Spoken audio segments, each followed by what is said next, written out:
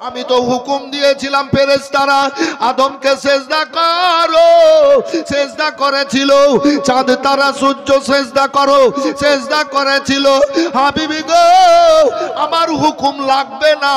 যখন তুমি কোন চতুষ্পদ জন্তু পাশে যাবা, চতুষ্পদ জন্তু তোমাকে দেখবে আর দৌড়তে দৌড়তে এসে আল্লাহর বিনা হুকুমে তোমাকে সেজদা করবে।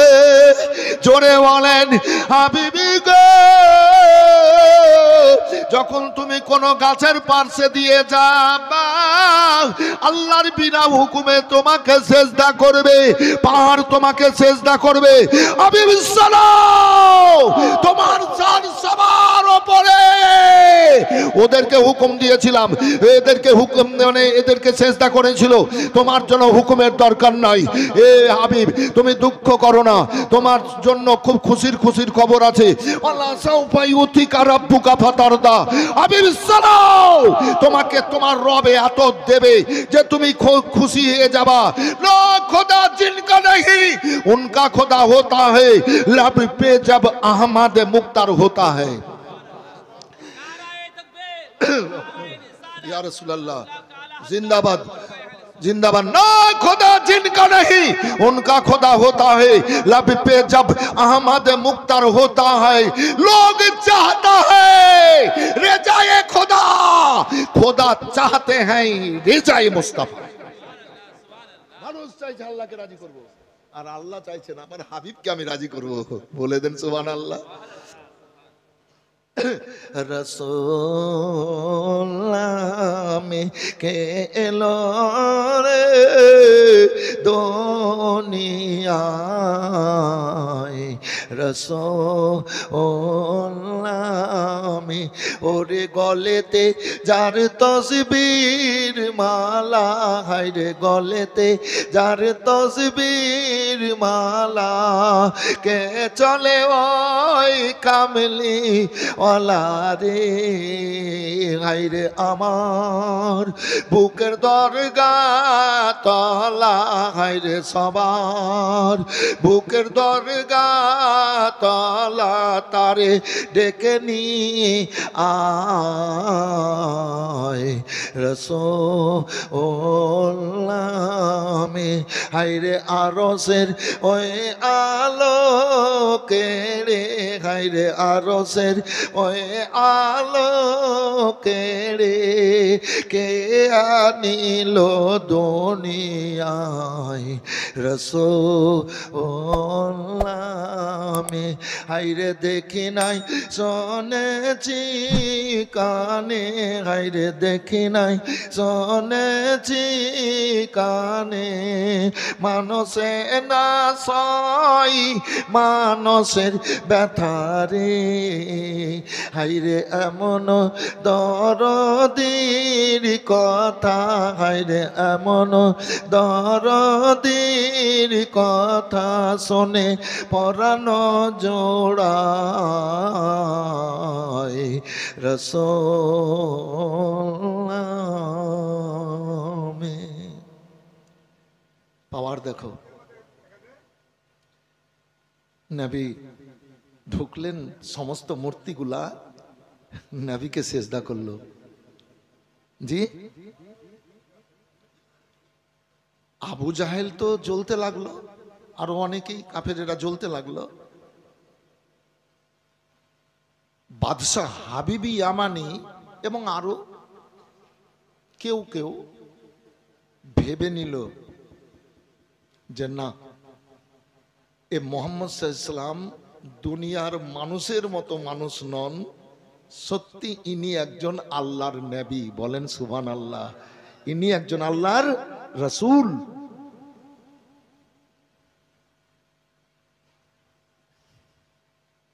বাদশাহ হাবিবি ইয়ামানি পরক্ষণে নবীর কাছে গিয়ে হাজির হয়ে গেল।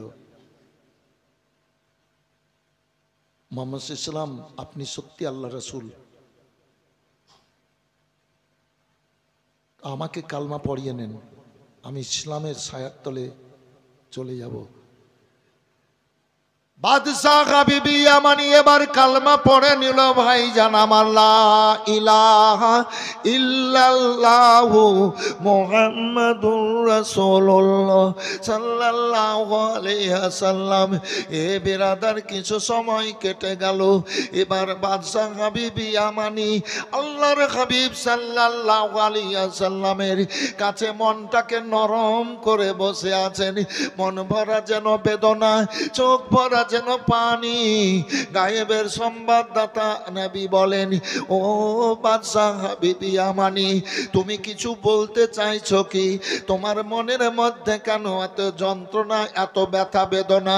বাদশাহ হাবিবি ইয়ামানের দুই চোখ দিয়ে পানি ঝরঝর করে চলতে লাগলো আর বলতে শুরু করলেন, ইয়া রাসূলুল্লাহ, নবী গো, আমি একটা ব্যাপারে খুব ব্যথিত হয়ে আছি, খুব জর্জরিত হয়ে আছি। আপনি আমার ওই মুসিবতের জন্য দোয়া করে দেন। আল্লাহ নবী দোয়া কবুল করেন, ও নবীদের দোয়া কবুল করেন। ইয়া রাসূলুল্লাহ, ইয়া হাবিবাল্লাহ, নবী গো, আপনার প্রত্যেক দোয়া আল্লাহর দরবারে কবুল। আমার জন্য একটু দোয়া করুন। কি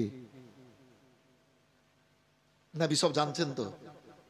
কি আমার বাড়িতে আমার বেটি আছে, এই মেয়েরা বসার জায়গা পাচ্ছে না, এদিক দিয়ে চলে আসেন তো, পেছন দিক দিয়ে চলে আসেন। এই ওখানে ধাক্কা ধাক্কি না করে পেছন দিকে চলে আসেন, এই সামনের দিকে, পেছন থেকে সামনের দিকে চলে আসেন। কি আমার বাড়িতে একটা বেটি, পায়ে খোড়া, প্যারালাইসিস, দুই হাতে লুলহা, দুই চোখে অন্ধ, দুই কানে ঠসা, মুখে বোবা। ইয়া রাসূলুল্লাহ, ওই বিছানায় পেশাব পায়খানা এবং খাওয়া দাওয়া সব একই জায়গায়। মেয়ের খুব কষ্ট হয়। আমার মেয়ের চোখ দিয়ে সব সময়ের জন্য ঝরঝর করে পানি ঝরে। ইয়া রাসূলুল্লাহ, আপনি একটু আমার মেয়ের জন্য দোয়া করেন যেন আল্লাহ ভালো করে।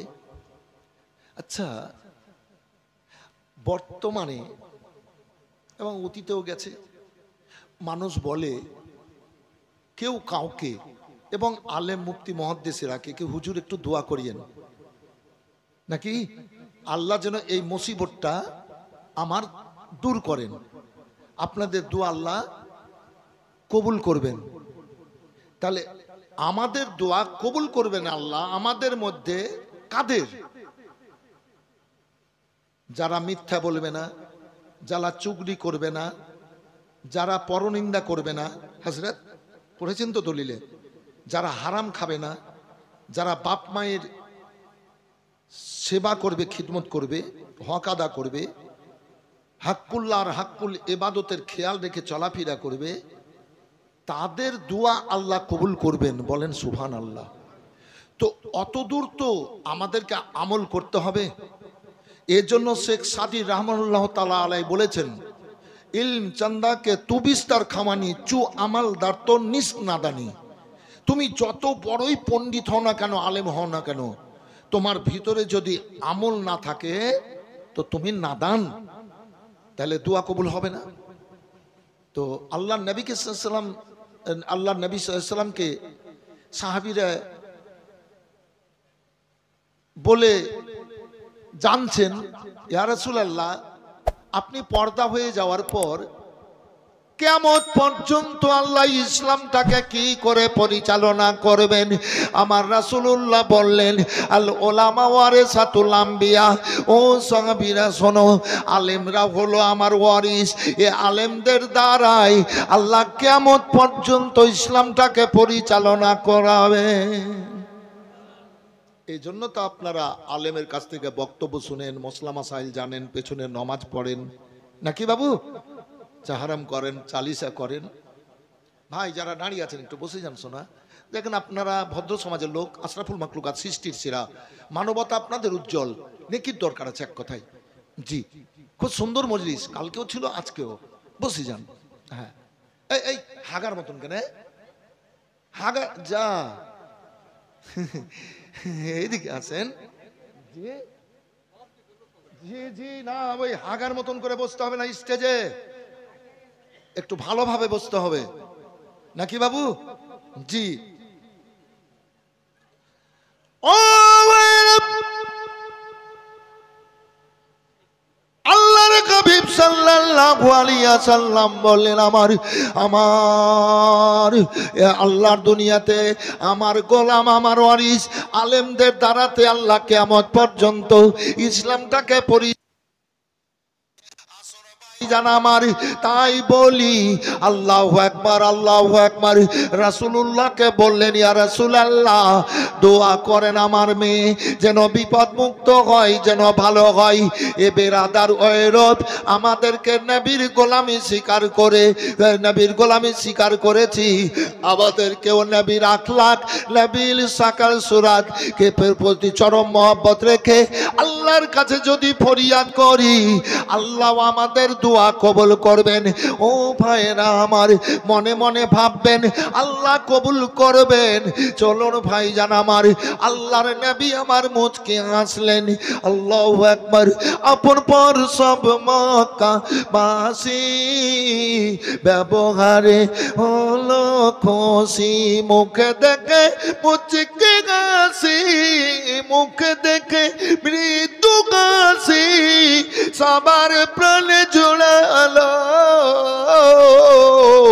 রাহমাত নেমে এলো। আল্লাহর নবী সাল্লাল্লাহু আলাইহি ওয়াসাল্লাম বলেন, ও বাদশা হাবিবি আমানি, তুমি চলে যাও বাড়ি, যাও যাও, তুমি বাড়ি চলে যাও, তোমার মনের দুঃখ সব দূর করে দাও, তোমার মনের কষ্ট দূর করো, দিয়ে বাড়ি চলে যাও। আল্লাহর নবী সাল্লাল্লাহু আলাইহি ওয়াসাল্লামের কথায় বাদশা হাবিবি আমানি এবার বাড়ি চলে গেলেন। এবার যাওয়ার পর দরজায় আওয়াজ দেন, আমি এসেছি, দরজা খোলো। এ বেরাদার, তার পূর্বে ঘটনা কি ঘটেছে? আল্লাহু আকবার, আল্লাহু আকবার। এদিকে বাদশা হাবিবি ইয়ামানিকে পাঠিয়ে দিয়েছেন, অপর দিকে আল্লাহর নবী সাল্লাল্লাহু আলাইহি ওয়াসাল্লাম বাদশা হাবিবি ইয়ামানির বাড়িতে হাজির হয়ে গেছেন। বলেন সুবহানাল্লাহ। বাদশা হাবিবের ইয়ামানির বেটিকে নবী আমার বলেন, ও বাদশা হাবিবি ইয়ামানির মেয়ে, তুমি দাঁড়িয়ে যাও। পা ভালো হয়ে গেল, এবার খাড়ো হয়ে গেল, দাঁড়িয়ে গেল। আমার দিকে হাতখানা বাড়িয়ে দাও, হাত ভালো হয়ে গেল। এ বেরা তার হাত আগে চললো, এবার বলে আমাকে দেখো। এবার দেখো বললেন নবী, চোখ খুলে গেল, কানে শুনতে লাগলো, মুখে এবার কথা বলতে লাগলো। বাদশা হাবিবি ইয়ামানির বেটি, শোনো, তুমি গোসল করে এসো। বাদশা হাবিবি ইয়ামানির বেটি এবার গোসল করে চলে আসলো। আল্লাহর নবী আমার বলেন, ও বাদশা হাবিবি ইয়ামানির বেটি, তোমার আব্বা কালমা পড়ে ইসলাম ধর্ম গ্রহণ করেছে, তুমিও কালমা পড়ে নাও। লা ইলাহা ইল্লাল্লাহ মুহাম্মাদুর রাসূলুল্লাহ সাল্লাম, তুমিও কালমা পড়ো। আশহাদু আল্লা ইলাহা ইল্লাল্লাহ ওয়া আশহাদু আন্না মুহাম্মাদান আবদুহু ওয়া রাসূলুহু। কালমা পড়ে নিয়েছে ভাইজান আমার। নবী আবার যেন নিজের জায়গায় চলে আসলেন। বাদশা হাবিবি ইয়ামানি দরজায় আওয়াজ দিয়ে দিলেন। এবার তার বেটি ধরতে ধরতে সে দরজা খুলে দিল। বলে, বেটি, তুমি তো বিছানায় পড়েছিলে জর্জরিত হয়ে, ব্যাপারখানা কি? বলে, আব্বা জান, এই সময়ে একজন নুরানি চেহারার ব্যক্তি এখানে চলে আসলো। আসার পর বলে, ও বাদশা হাবিবি ইয়ামানির বেটি, তুমি দাঁড়িয়ে যাও। আমার পা হয়ে ভালো হয়ে গেল, হাত বাড়িয়ে দাও, হাত ভালো হয়ে গেল। আমার দিকে দেখো, চোখ ভালো হলো। আমার কথা শোনো, কান শুনতে লাগলো। আমার সাথে বলো, মুখ বলতে লাগলো। নুরানি চেহারা, আমার আত্মাখানা ঠান্ডা হয়ে গেছে। ওই ব্যক্তি বলেন, ও বাদশা বিবি ইয়ামানির বেটি রে, তোমার তোমার আব্বা কালমা পড়ে ইসলাম ধর্ম গ্রহণ করেছে, তুমিও কালমা পড়ে নাও আব্বা। গোসল করতে বললেন, আমি গোসল করলাম, আমাকে কালমা পড়িয়েছেন। কোন কালমা? বলে লা ইলাহা ইল্লাল্লাহু মুহাম্মাদুর রাসূলুল্লাহ সাল্লাল্লাহু আলাইহি সাল্লাম। সাহাবী ভিয়া বাড়ির চোখ দিয়ে ঝরঝর করে পানি ঝরছে আর বলছেন সাদ্দাকতা ইয়া রাসূলুল্লাহ।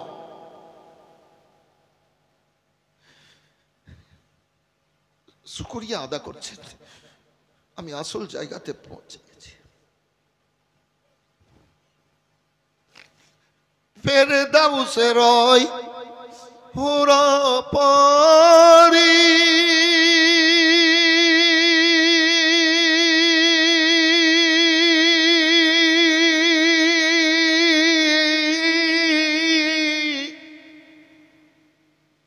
লইবে আমাদের বরণ করি রে,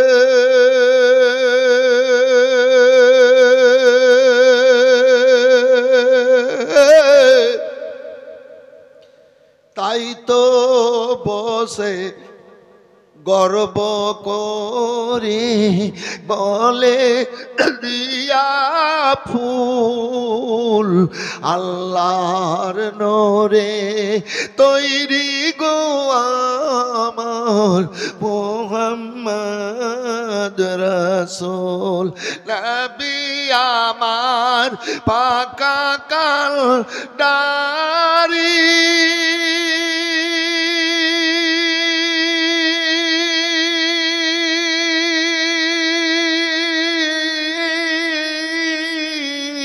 শক্ত আলে ছাড়বেন তারি গো,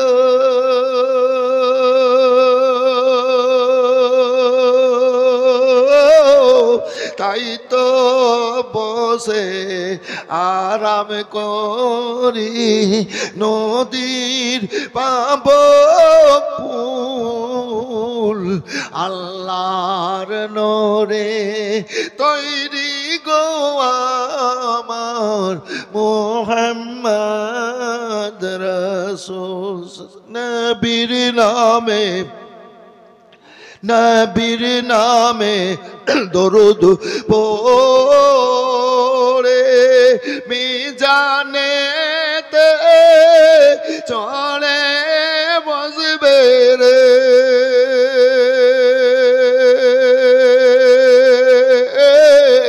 পাপ উড়ে হালকা হবে, হবে না নেকির সমতুল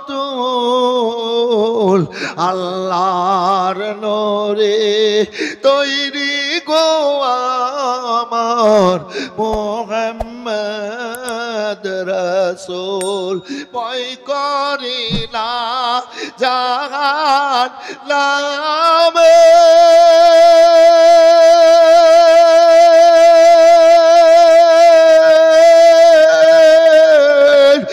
আগুন ধরায় নবীর নামে গো,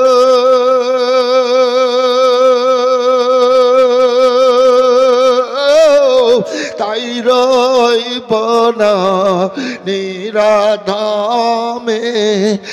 আগুন হবে ফুল আল্লাহর নূরে তৈরি গো আমার মুহাম্মদ রাসূল সাল্লাল্লাহু আলাইহি সাল্লাম।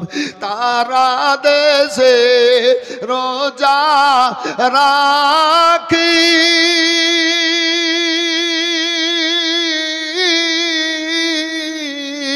তারা দেশে নামাজ পড়ি গো,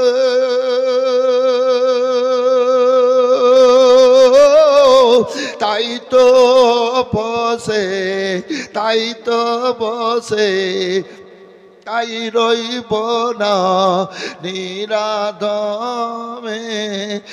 আগুন হবে ফুল আল্লাহর নূরে তৈরি গো আমার মুহাম্মদ রাসূল। বললাম ভাইজান আমার, জাহান্নামের আগুনকে দেখে আমরা ভয় করি না, তবে জাহান্নামের আযাবকে ভয় করতে হবে, ঈমান রাখতে হবে, এই আগুনের প্রতি ভয় রাখতে হবে ভাইজান আমার। আল্লাহর গজবের প্রতি বিশ্বাস রাখতে হবে, নইলে ঈমান থাকবে না। কিন্তু আমি বললাম ভয় করি না জাহান্নামে। আল্লাহর নবী সাল্লাল্লাহু আলাইহি ওয়াসাল্লাম নিজের হুজরা মোবারকে হযরতে আপনার খাদিজাতুল কুবরা রাদিয়াল্লাহু তাআলা আনহা এবার জিকির আজকার করতেছিলেন। ও বেরাদার, তখন তিনি জিকির করতেন, অন্ধকার কবরকে ভেবে ভয়ে ভয়ে জিকির আজকার করতেন। হঠাৎ করে অজ্ঞান হয়ে মুসাল্লায় পড়ে গেলেন।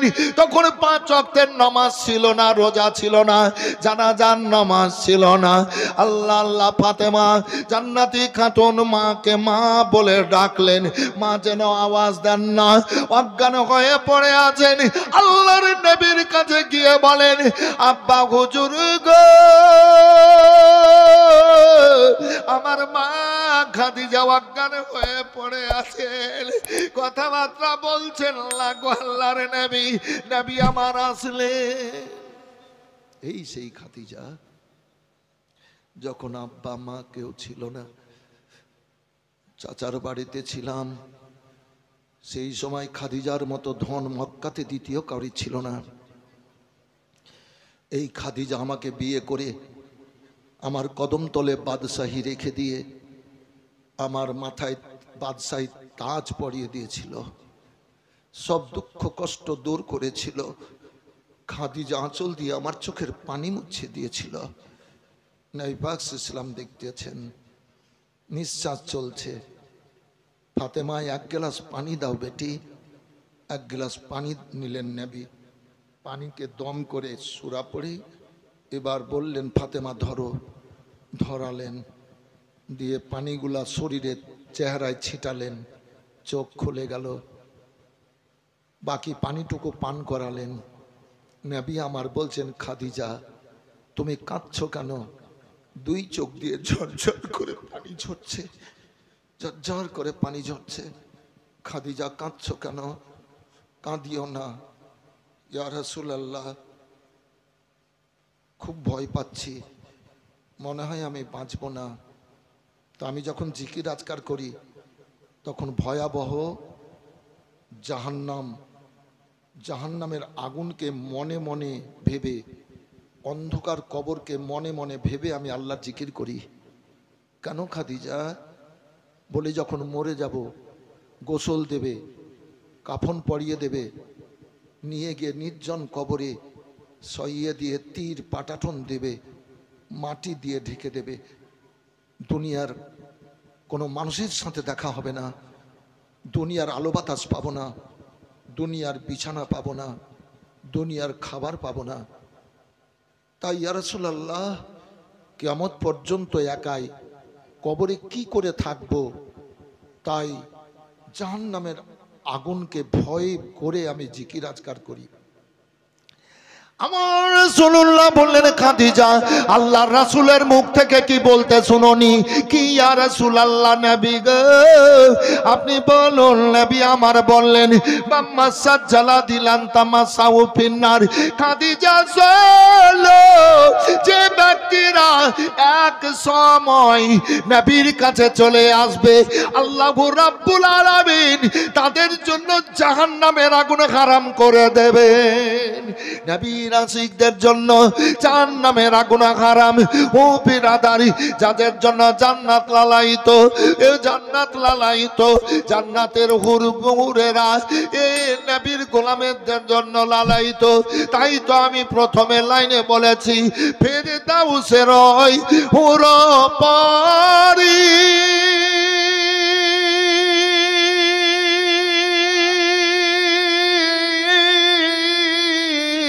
লইবে আমাদের বরণ করিলে।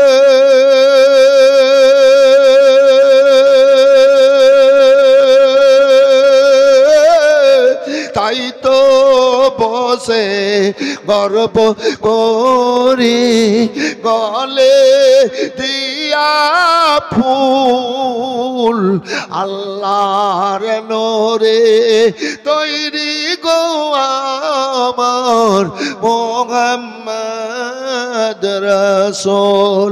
এ ঘটনা বিরাট বড় আছে ভাইজান আমার, পরক্ষণে বলা যাবে। আসুন আল্লাহু আকবার, আল্লাহু আকবার। আর একটু বলে আগে দিকে যাব। আল্লাহর নবী সাল্লাম বলেন, খাদিজা কিছু বলতে চাইছো? হ্যাঁ ইয়া রাসূলুল্লাহ, অন্ধকার কবরকে বড় ভয় পাই, জাহান্নামের আযাবকে বড় ভয় পাই, আল্লাহর আযাবকে বড় ভয় পাই ইয়া রাসূলুল্লাহ। আমার মনের একটা খেয়াল আছে। বলে কি খাদিজা বলো? আমি যখন মরে যাব ইয়া রাসূলুল্লাহ, আমাকে নতুন কাপড়ের কাফন পরিয়ে এই কবরে পাঠাবেন না। আল্লাহর নবী বলেন, খাদিজা তুমি কি বলো ইয়া রাসূলুল্লাহ? নবী গো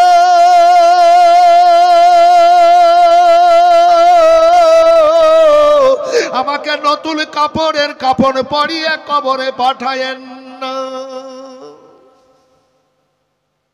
বাহ, মানুষ যখন মরে, এসো না গো সামনে, এসো না গো, মনে মনে খুশি তোমাকে বাবজি।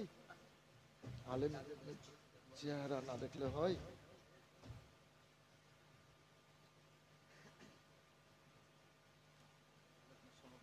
হ্যাঁ, মাইক নিতে হবে, যে খেতাব।